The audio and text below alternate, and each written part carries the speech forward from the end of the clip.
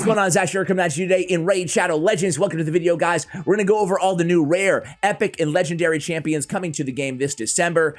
Starting with the rares this video instead of the legendaries, also going to talk about the fusion. Am I going for it? Should you guys go for it? Is this the best fusion we've seen since Brogni? I'm going to answer all that today. So, Ordinator, these are the rare champions. Has Plarium decided to reverse course here in the 11th hour of 2021 and make some viable rares? Add some viable rares to the game?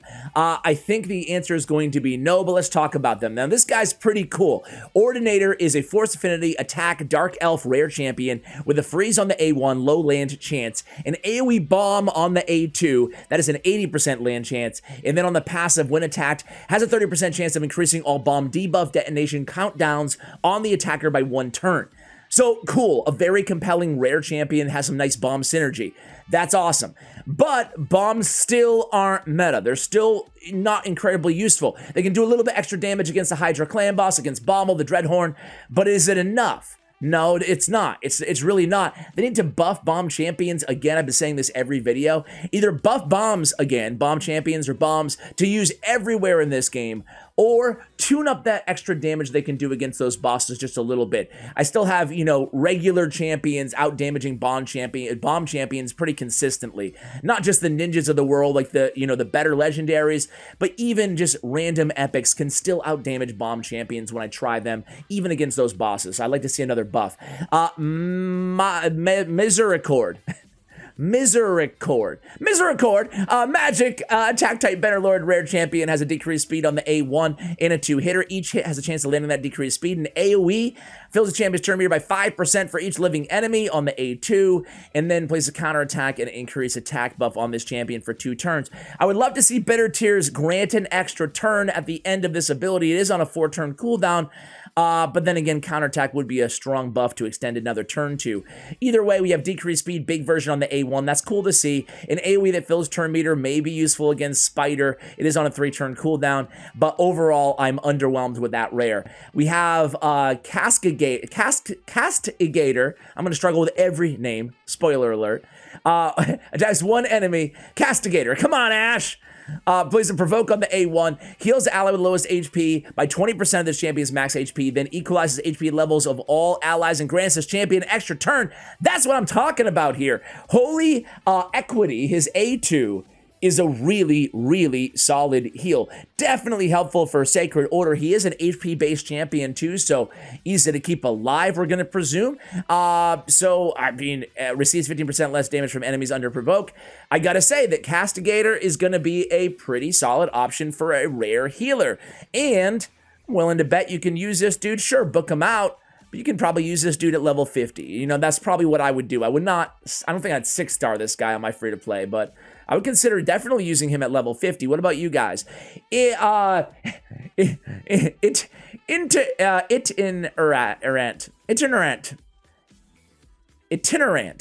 On his A1, he has attack 1 enemy, has a chance of placing a leech debuff. Okay, chance increases. An AoE attack with a decreased speed debuff for 2 turns, increased speed on himself, both the weak version on a 3-turn cooldown. Okay. On the A3, attacks 1 enemy, decreases enemy's HP, max HP by 30% of the damage inflicted if the attack is critical. Not overwhelmed. Only use case I can see from him is helping you in Shadowkin and Faction Wars. Again, I'd probably take him to level 50. I'm not sure if I would take him to level 60 if you really needed the decreased speed and a little bit of leech for Faction Wars. That's about it. Overall, pretty underwhelming. We're moving on to the epics. So overall, in the rares, guys, what do you think? Again, all right. Maybe a little bit better than average, you know, their average rare bunch of champions this year, but still no champion that I'm like, wow, is this the next Apothecary? Is this the next Cold Heart? Nothing even close to that. Bloodlord is a Lizardman Force Affinity champion. We have a 2-time hitter with a provoke on the A1. Not bad, a 50% chance of provoke on each hit. Oh, they have to be under decreased speed. I hate these, man. I hate, but, you know, I don't know. He does have a decreased speed in the kit, does he not? No, he doesn't. Okay. No, he does. Okay, on the passive. Place an ally protect on this ally for 2 turns and a block debuffs buff on that ally. Single target on a 3-turn cooldown and a shield on himself. Okay. Primal Terror, the A3, attacks all enemies, has a 50% chance when booked to placing a stun debuff for 1 turn. That increases to 75, make it 85 when booked. To enemies under decreased speed debuffs. Okay. Egg Watcher, passive, whenever this champion is attacked, or whenever allies under ally protect buffs are attacked. Doesn't just say his ally protect, by the way, can be any champion. Has a 30, make it 45% chance when booked of placing decreased speed debuff on the attacker for 2 turns. Ally defense in all battles by 25%. I think, what do you guys think on this champion? Ally protect and block debuffs is on a single target. It's very like Aegis-esque on a 3-turn cooldown. I'm not really overwhelmed with the kit, and AoE stun at 50% chance does not really impress me. The decreased speed of the passive is cool, but overall, I'm saying that kit is going to look cool. He's one of those champions that you look at the kit and you're like, well, I could probably use that champion. You know, a lot of decreased speed, that'd be really cool. And then in practicality, when you build him, it's, I don't know, they have to have the ally protect to land the decreased speed. I don't know. I'm kind of on the fence, but I'm erring on the side of him not being that great. What about you guys? Visionary here, an epic support dark elf champion, attacks 1 enemy. By the way, the art on all these champions really, really cool. I don't have access right now to the dev build, but I have seen it out there. Definitely check out the art on these champions when they appear in game. We have a decreased crit rate, decreased crit damage. If they have the decreased crit rate, decreased crit damage, we have a 100% chance of reducing target's turn meter by 15%. Okay, whatever. An AoE on the A2 has a 100% chance on a 3-turn cooldown of placing decreased crit rate, decreased crit damage on all enemies for 2 turns. Okay. On the A3, increased crit rate, increased crit damage on all allies by 2 turns. Also fills the turn meter of all allies by 15%. Speed in dungeons by 24%. It feels like it should be speed in the arena. You can use her as a turn booster. Overall, decreased crit rate, decreased crit damage on an AoE 3-turn cooldown. I'm not getting out of bed for that. And then we have an increased crit rate, increased crit damage on all allies. I don't know. I think I'd definitely rather like an Archmage helmet, a way superior kit in my opinion. You know, assuming that you have him. So what about players who don't have him, Ash? I think it's an all right champion. What about you guys? Am I wrong? I'm not super impressed. Masamoto. We have attacks 1 enemy 2 times. Has a 10, make it a million books later. You get a 25% chance of stealing a buff. Okay. Attacks all enemies. Has a 75% chance of placing a decreased attack. Okay. Place an increased defense on all allies for 2 turns. Also fills the turn meter of all allies by 15% on a 4-turn cooldown.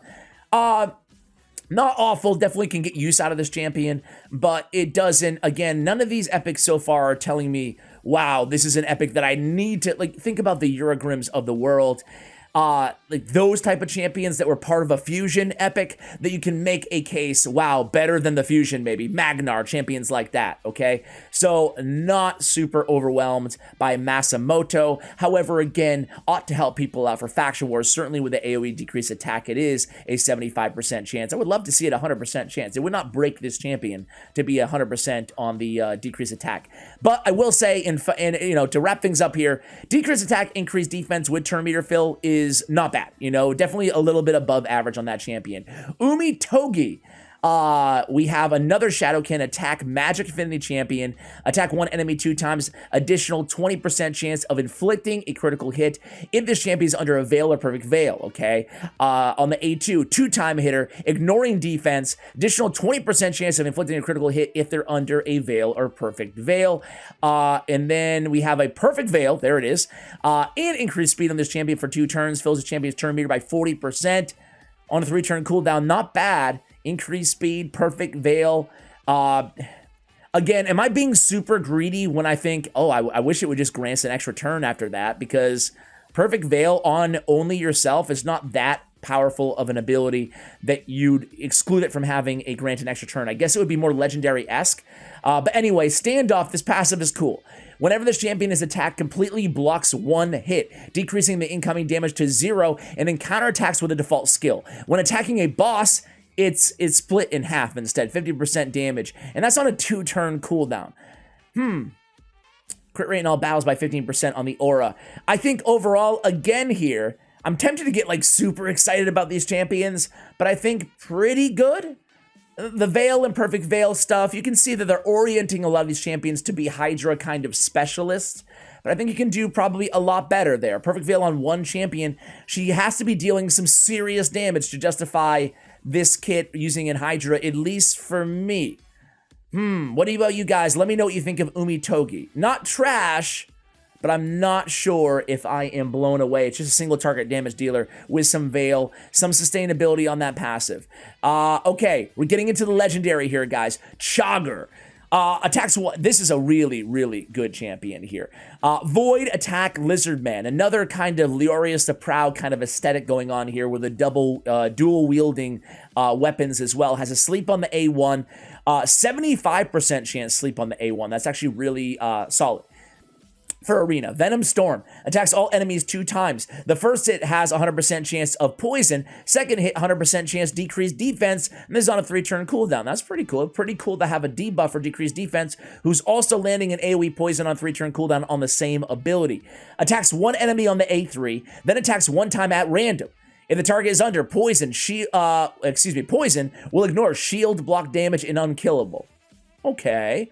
Grants an extra turn if the attack kills an enemy. Also resets the cooldown of that AoE A2 if the attack kills 2 enemies. So I'm thinking, will the multipliers, be strong enough on this champion to be able to just one-shot somebody on the very first hit in the arena, which I think is possible, and then come in and land a hard-hitting A2. That could be really cool dynamic, especially if you're setting up with poison as well. But even if you're not setting up as with poison there, are the multipliers, and I think the answer might be yes, are the multipliers such that this could be an arena nuker? You pick off the Duchess, you pick off the Siffy, whoever like the tankier unit in your opponent's team is, and then you come back in with an AoE. You also are landing a second hit. So it's interesting here. Even in PvE content, bringing a lot to the table. Poisons, decreased defense, very cool champion. Void too, so he should be cool, right? Or she should be cool? I think he. Tatura Rimehide is the fusion champion. Decreased accuracy 100% on the A1. Solid. Has a block debuff and increased defense on a 3-turn cooldown. The block debuff does extend for 2 turns. The first thing I'm always looking at is block debuffs. How many turns is it lasting? 2 turns is superior. Obviously, 1 turn is okay. Usually, epics have 1 turn and legendaries have 2 turns. So far, really, really good on this champion. Aesthetically, too, I love Tatura Rimehide's aesthetics. On the A3, attacks all enemies, plays a perfect veil on all allies except this champion for 2 turns. Also plays a shield buff on this champion for 2 turns, equal to 20% of the damage inflicted. Heard she hits very hard. Defense-based champion, High Elf. So very cool to see this aesthetic in the High Elf faction. When attacked, reflects 30% of the damage this champion receives back to the attacker. Also has a 30% chance of placing a freeze debuff on the attacker for 1 turn. Pretty cool, not putting out a ton of damage off this passive, but still cool to have there. In PvE content, like when Seer goes into a War Chief, it can kill her. You can still have that effect in like PvE or PvP, but PvE, you're not going to be seeing a ton of extra damage off that passive. Increase allied defense and Doom Tower battles by 35%. Solid, not the best, but solid. So an AoE Perfect Veil alone is really, really good, right? Especially if you don't have Duchess. Perfect Veil right now is super meta for Hydra Clan Boss, really meta for anywhere, and having the block debuffs and increased defense on a 2-turn cooldown. I think that this is the best fusion since Brogni. I don't think I'm really going out on a limb and saying that. I will try to go for her personally. And hey, even if I can't use her on my main team in Hydra Clan Boss, well, I need 18 champions built for Hydra, so I'll be okay on one of the teams. Definitely get use out of her no matter what, Glicia Soul Guide. Legendary Force, Defense, Sacred Order. Very cool looking champion again here. Love the aesthetics. The art team over at Plarium nailed it yet again. On the A1, we have a freeze. Debuff spread. Not bad for an A1. That's a 50% chance of placing the freeze. The debuff spread, taking 1 random debuff from the target, is really solid as well. But it's all only on enemies under freeze. But still, for an A1, not too bad. On the A2, Breath of Rhyme, an AoE attack, places a weakened debuff for 2 turns. Also steals a random debuff for enemies under freeze. Okay, not too bad. This on a 3-turn cooldown. Doesn't need to be booked down either. On the Everwinter ability, places block debuffs on all allies for 2 turns. Also also has a 60% chance, making an 80 of placing freeze debuff on all enemies for 1 turn. Fills his champion's turn meter by 15% for each freeze debuff placed by this skill. Okay, that's pretty cool. Really hate that it's an 80% chance of placing a freeze. Make it 100, man. Make it 100.